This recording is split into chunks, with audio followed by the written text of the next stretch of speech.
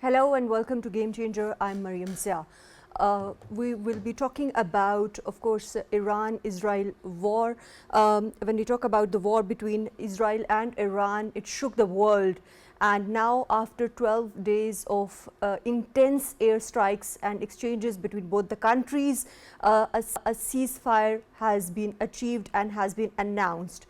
This ceasefire was brokered by US President Donald Trump, but this fragile truce has brought temporary relief because there is still threat of renewed violence, and both sides have already accused, after the announcement of this truce, of violating the ceasefire, raising concerns where this might lead in the coming days. While the world is cautiously watching this fragile truce between both the countries, of course, when we look at the economies and the global energy routes, they are deeply impacted. In today's program, we will be talking about the regional as well as global implications of this conflict between Iran and Israel and what it might look like for the future of Middle East. To discuss this and more, we are joined in the studio Mr. Daniyal Sheikh, who is analyst. Welcome to the program. We are also joined online by defense analyst AVM Ijaz Malik. Welcome to the program. We are joined online by senior analyst Ms. Shazia Anwer Cheema. Welcome to the program. Mr. Daniyal, let me start with you. When we look at this conflict between Iran and Israel, which of course started with these shocking strikes by Israel on Iran, and now after 12 days of exchanges between both the countries and with Iran attacking US bases in Qatar as well, finally today, of course, we know that as per Pakistani Standard Time 9 a.m. This truce was announced. How fragile, in your opinion, is this? Because both sides are already accusing each other of violating this ceasefire.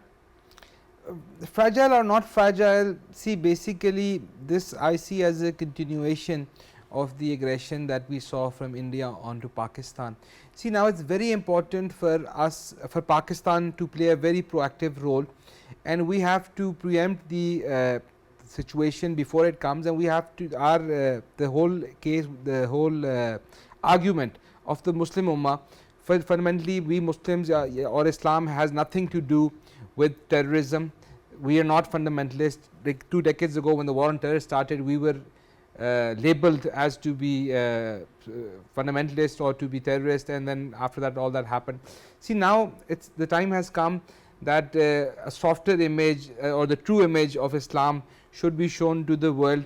The world needs to be told who the actual aggressor is, be it Israel, be it India, or for that matter, be it like, see, one thing that the world has now seen, that terrorism has nothing to do with religion.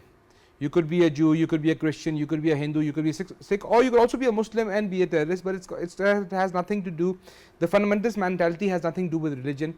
So considering this, these few individuals who I would call, who have a narcissist mentality, the Prime Minister Netanyahu is one of them, and Narendra Modi is another example of that kind of mentality. So expecting something rational even in the future from them, I wouldn't think, I wouldn't bet on that. But having said that, let's hope for the best. Let's hope this truce stands, and let's hope it. Of course. Let me bring in AVM Ijaz Saab into the discussion.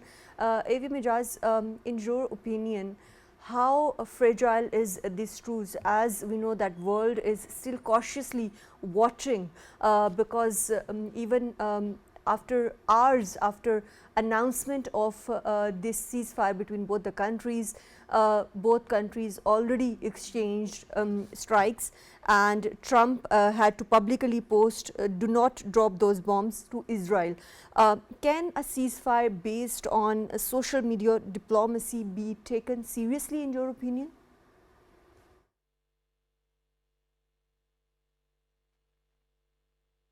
AVM Ijaz Saab, can you hear me?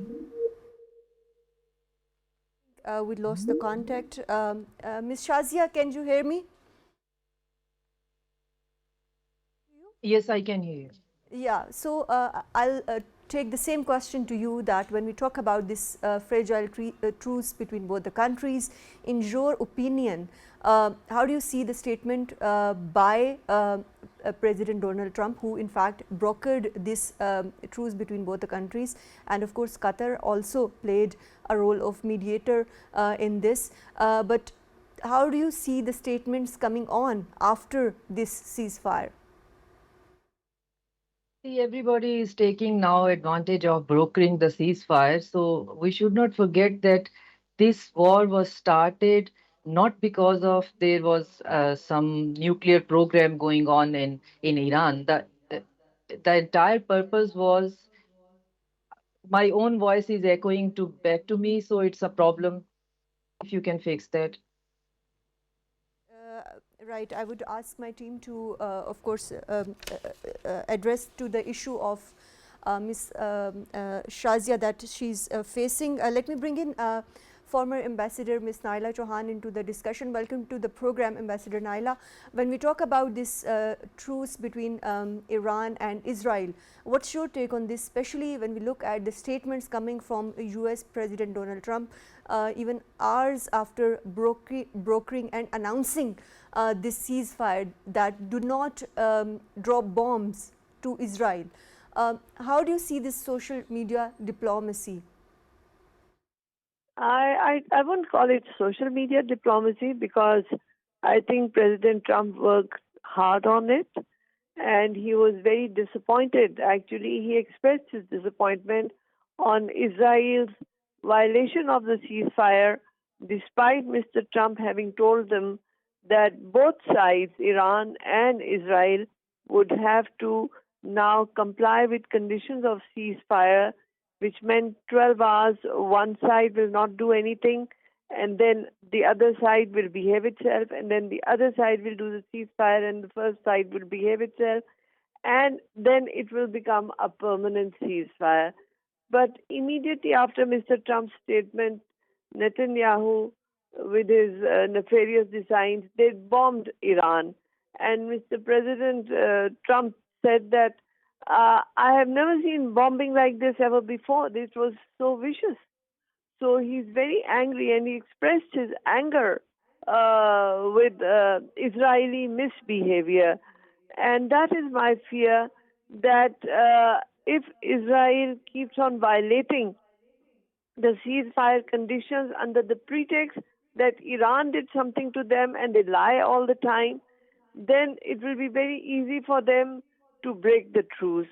But in the interest of the region, in the interest of the countries, in the interest of the people of these two countries, it's my earnest hope that Israel will behave itself and not disrupt peace.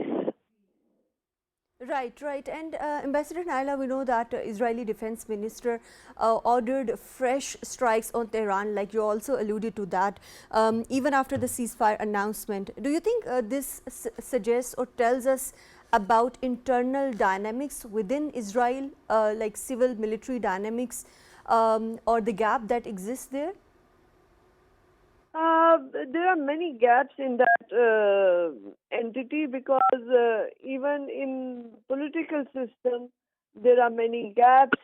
There are a lot of opponents to Mr. Netanyahu. There are a lot of critics to his policies, and most of the Israelis are cursing Netanyahu for having brought this because you see, no one had ever bombed Israel before, ever. Iran is the first country that has done so. So the Israelis were never used to being bashed up the way they bashed the Palestinians. And once they got their own piece of medicine, they couldn't deal with it. So that created more fragmentation in their political system and also in their defense line. And that makes it more dangerous because anybody on his own can take action that may disrupt the peace of the region. Right, right. And AVM Ijaz sir, can you hear me now? Let me bring in Ms. Shazia into the discussion. Ms. Shazia, am I audible to you? Yes. Okay, Ms. Shazia, when we are talking about, of course, this ceasefire announcement, and this was, we were witnessing real-time diplomacy on Social by President Donald Trump. What's your take on that first? And also with these immediate violations after the ceasefire, and we know that the reaction by President Donald Trump, he was really disappointed by Israel's actions. Do you think, and how does it reflect a vacuum in leadership in de-escalating situation?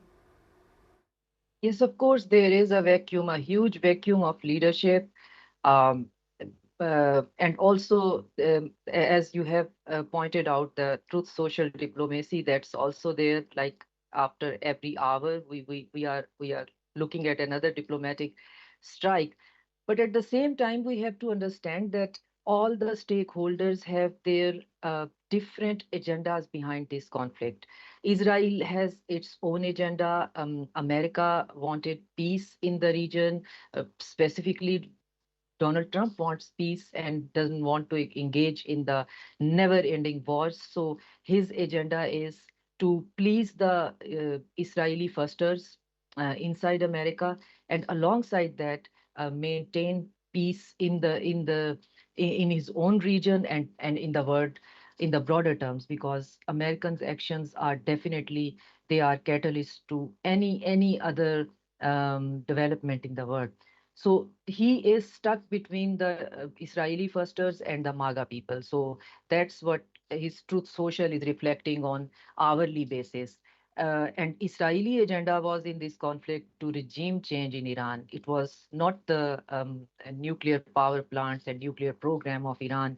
That was the later entry in the conflict, and that's more of a rhetorical entries in the conflict. The actual issue which Israel wants and working for more than 20 years, is the regime change and bring Raza Pahlavi's sons as a favorable alternate in the Iran and balkanization of Iran in different regions like in Balochistan and Azeri Iran and other Kurdish Iran and so on and so forth.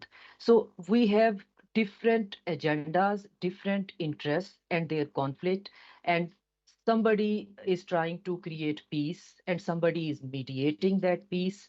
And in this entire scenario, in my opinion, Iran has emerged as a victor and Pakistan has emerged as a security stabilizer of the region. And the role which Pakistan has played, because Pakistan has good connection with the Gulf countries, with Iran. Pakistan has good stable connections with the USA or the Western countries. So Pakistan played a huge role in mediation, and to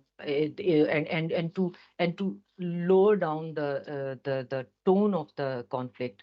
So that's like that is a very important thing to discuss in that regard, that every this all this could not have happened, because as we have seen that the attack on the facilities, the nuclear facilities, they were empty, but attack was, we have experienced that there was an attack on the empty facilities. Then we have seen the similar type of attack on the Qatari base, which was also empty. So somebody was working behind the closed doors to give the face keeping to all the parties and to simmer down the conflict. And that is, I think, in my opinion, that Pakistan has a huge role in doing that. And so far, your the first question is that is this ceasefire fragile or not? I think this ceasefire is very fragile as long as Israel has some autonomy to act or react. So Israel has to be put on leash, and Donald Trump knows that, but he's just figuring out how. So and that's so we do that, how we can put Israel in some kind of control mechanism, that this blatant and this bellicose and belligerent acts of violence can be stopped. So we will see. the world is cautiously watching this situation unfolding before our eyes. Ambassador Naela, what's your take on this? When we look at the statements coming from Prime Minister Netanyahu, he claims that Israel has achieved its June 13 goals, destroying Iran's nuclear and missile capacities. How can we validate this? On the other hand, when we look at the statements coming from Iran's Supreme National Security Council, it stated that it forced Israel to unilaterally accept defeat and accepted ceasefire. Is this a strategic narrative from both sides, in your opinion?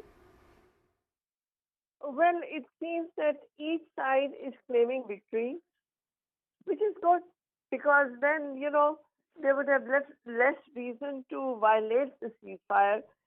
But the ground reality, as Dr. Cheema said, is different. And we have to see how that translates into further evolution of the ceasefire agreement. Because at this moment, it's Mr. Trump who said to the both sides to stop the bombing and the firing. But after that, negotiations have to go on, and each side will have to sit down at the table to discuss the modalities of durable ceasefire. And that's where the challenges will occur. Right, right.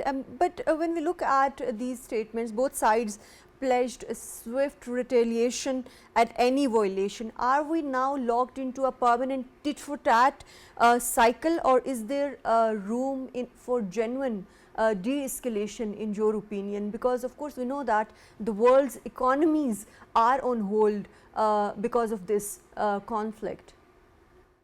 You're right that this conflict is not only affecting economies of Israel and Iran, but of the whole region. But Israel will create situations where it will make it an excuse to attack Iran. And if it does so, Iran will have the right to uh, defend itself. And that's what Mr.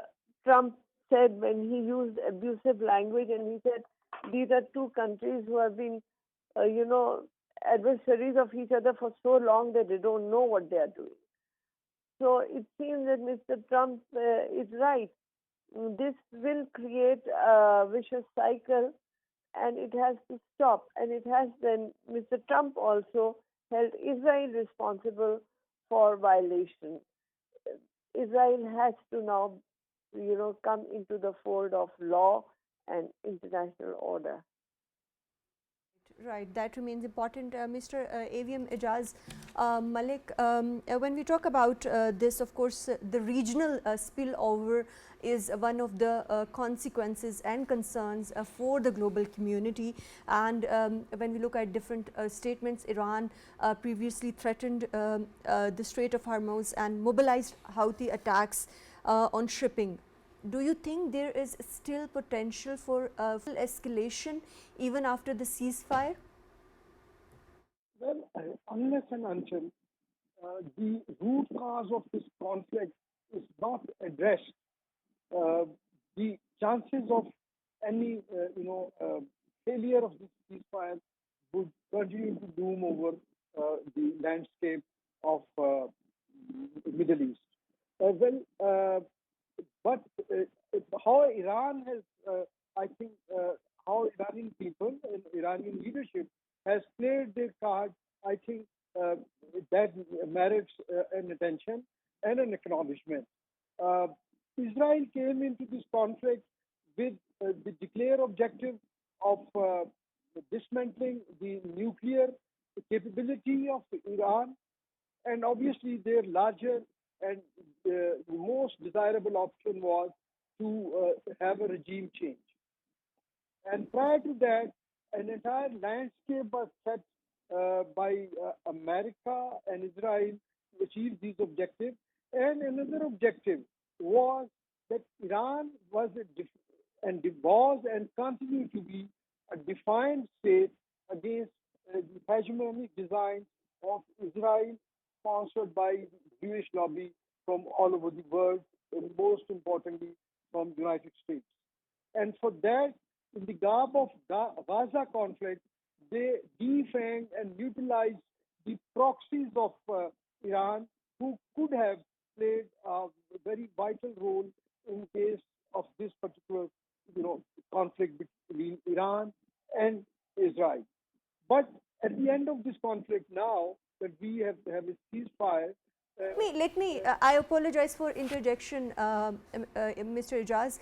Do you think that both sides are just going for ceasefire and announce a ceasefire just to buy more time to regroup militarily? actually, this would end up in a no peace, no war situation, quite similar to that of what we have between India and Pakistan. Like in case of Pakistan and India, if the core issue of Kashmir and cross-border terrorism from India remains in place, we can't have a lasting peace. Similarly, unless and until the Palestine issue is resolved uh, or a meaningful engagement is done to at least set the stage for a resolution, the chances of this conflict to re-escalate at any stage would remain. And obviously, for the time being, Israel is comfortable, and so is Iran, that they will find some time and they will be able to re-equip themselves and reorganize themselves for any future repeat telecast of a similar or a smaller scale, military campaign. Right. And AVM Ijaz, do you think that it could also put other actors within Middle East like Saudi, Turkey, and other states to take sides because especially as the airspace control becomes more militarized? Such conflicts are actually inherently borderless because the economic interests are so intermingled. You see, while Iran had threatened to close or block, enforce blockade of Strait of Hormuz, and the parliament has given the clearance, but still they did not opt for that because so many countries, and more importantly, uh, uh, China would have been one of the main, stakeholder whose 80% oil flow is from Strait of Hormuz. And similarly, the economic activity through sea lines of communication passing through Strait of Hormuz would affect the region particularly, and the world at large, particularly the European countries. So today's war are not between two countries on their defined borders and only within their deployed or employed forces.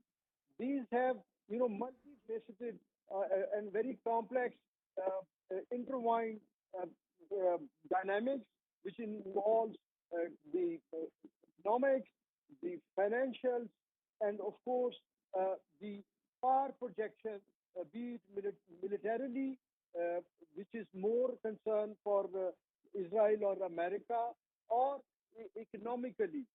So that is how this situation remains precarious, and we have yet to see till the 24 hours haven't passed, and we have seen a couple of allegations and some real violation of the ceasefire. So I think everybody is sitting finger crossed and watching, and everybody has in the neighboring countries has some say about the ceasefire, stability, and restoration of peace in the region. Right, because the restoration of peace remains significant issue not only for the countries within the region, within Middle East, but also across the globe. Mr. Daniyal, of course, we cannot forget the economic impacts and energy security aspects when we talk about this conflict, because the oil prices fell by 3%, the dollar dropped when we talk about the ceasefire announcement, and the global shares surged after the ceasefire. Does this market relief suggest how deeply is the world economy dependent on Middle East, like AVM Ijaz also alluded to? Not just the Middle East. You see, now we're living in a global village. If there's unrest in any part or any country or any place, part of the world, the whole world will get affected. Like earlier, the Russian-Ukraine war caused the uh, agriculture-based goods to go up. Food commodities went up. So similarly, Iran being one of the an oil producer, and more than that, that region because it's producing so much oil. So most certainly, it does affect every country across the globe. But the question that you were asking earlier about how fragile this is, see, one thing that we have to understand in this whole scenario, and a similar situation happened in the scenario between India and Pakistan.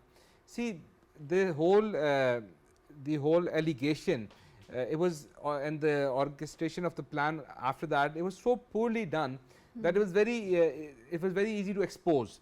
See, even within America, there's a lot of resentment for the support that the Americans are giving, the American government is giving to Israel. People want to hold it accountable. They're asking questions about it. Similarly, even within Israel, there've been so many protests against what Netanyahu is doing. So for these leaders now, it's very difficult. The face saving and keeping their perception alive is very difficult. It's becoming very difficult. So I also feel that the reason why they went on the back foot, at least for the time being, was also to there's a lot of public pressure on them, on Netanyahu, and because of that, now he's trying to gain And do some you time. think they might regroup and are buying time? Well, most certainly they will regroup, but the thing that the rest of the world and even we need to do is, like even for our scenario with India, we have to be very proactive, and before they falsely accuse us again, we have to expose them. We have clear transcripts of them being involved in the terrorist activity that happened in North Waziristan today and in Balochistan and so on and so forth. So we have these allegations, with proofs. We have to take them to the United Nations and other forums, and we have to expose India. Similarly, Iran has to be on its toes, and they have to constantly keep an eye on Israel or what they're up to. And similarly, they also should engage with the international community. See, for a very long time, since the fall of Shah and the Khomeini government came in Iran, I guess they themselves felt the need to go into isolation, but now it's high time that they too have to engage with the rest of the world. Diplomatically engage with the Most rest of the certainly, world. and we too have to be more proactive. We have to start, we need to engage with the United Nations.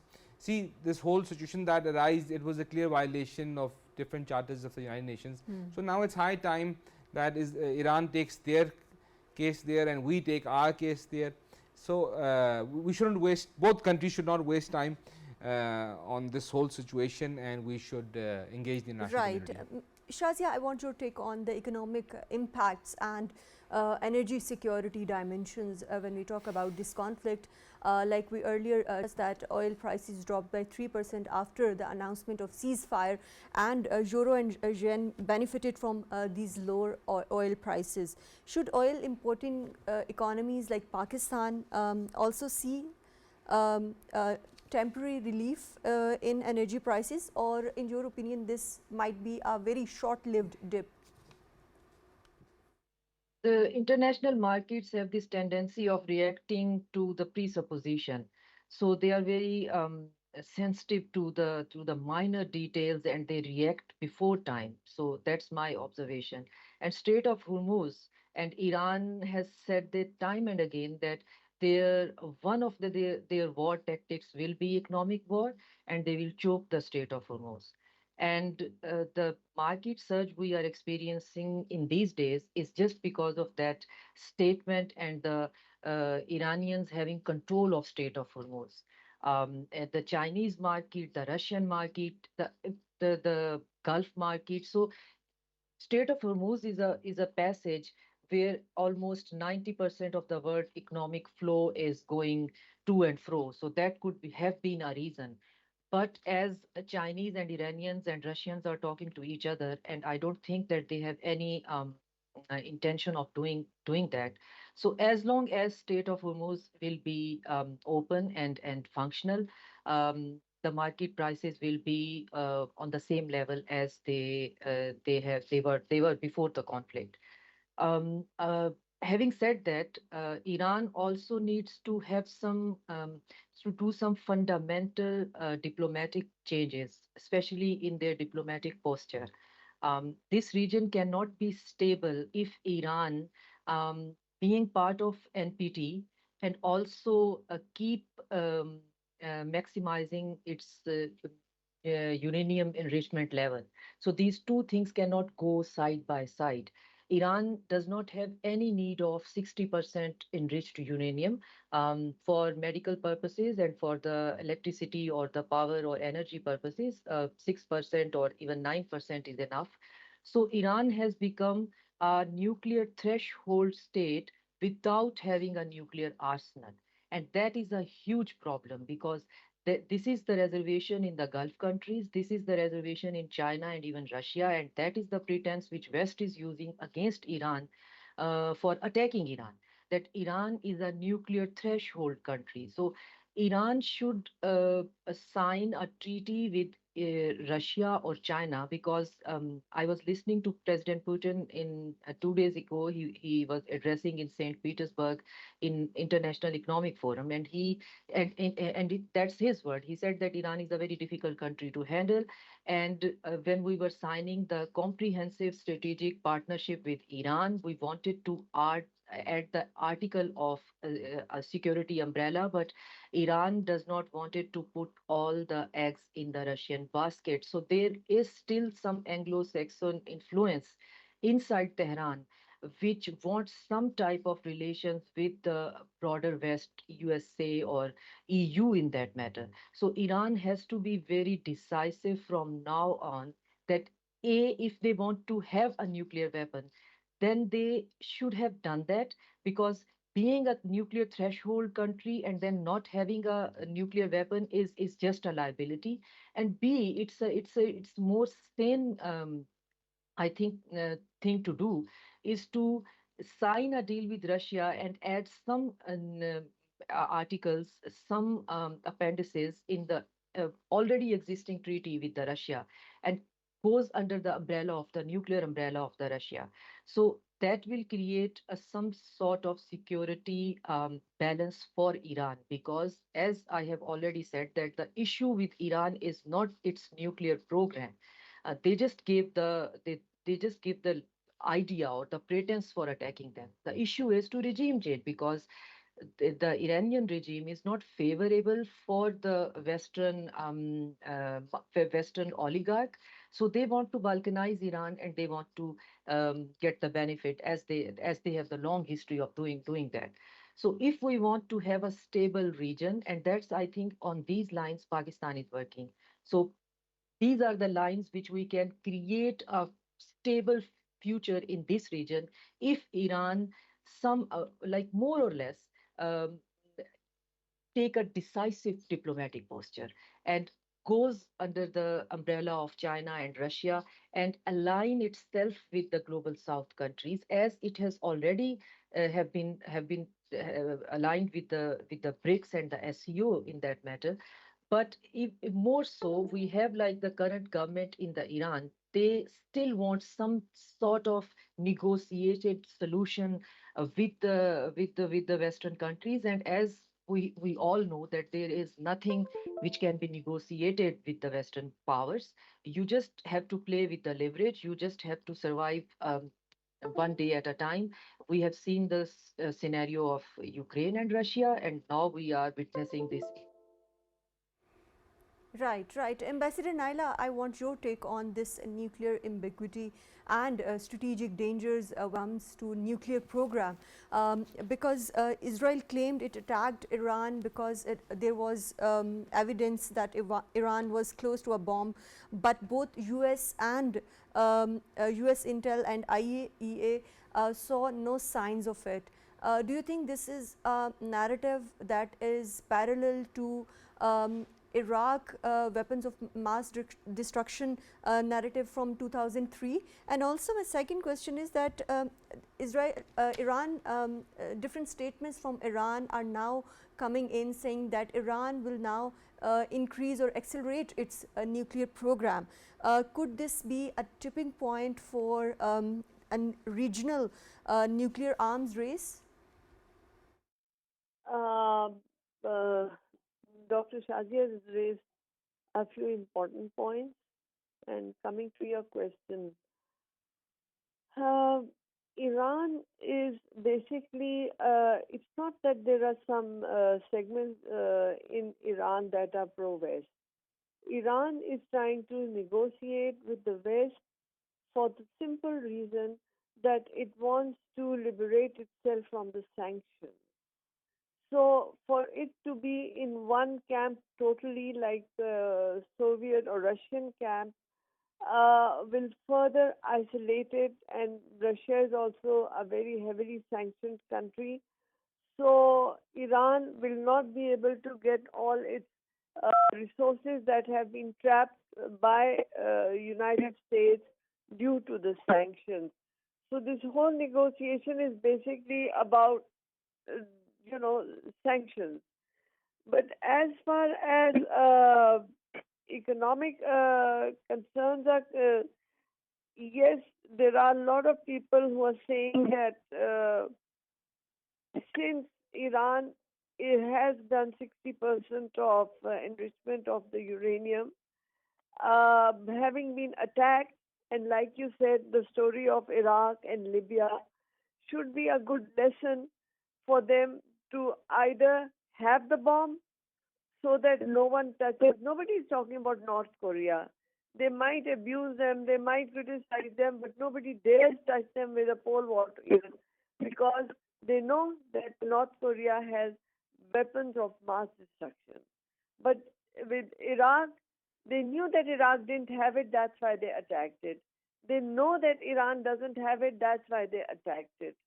So this is now a breathing time where I think the Iranian government should rethink its position on nuclear, because now they are saying that they're going to get out of NPT, because until they were part of NPT, they were a compliant state, they were being monitored, and they were not exceeding the threshold.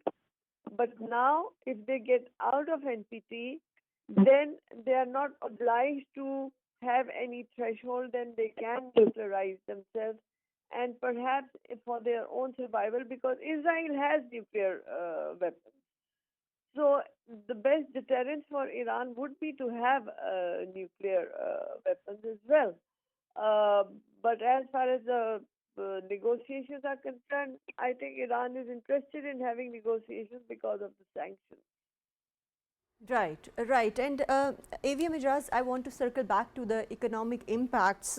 Airspaces across the Middle East, in Qatar, Iraq, UAE, and Oman were reopened after being shut.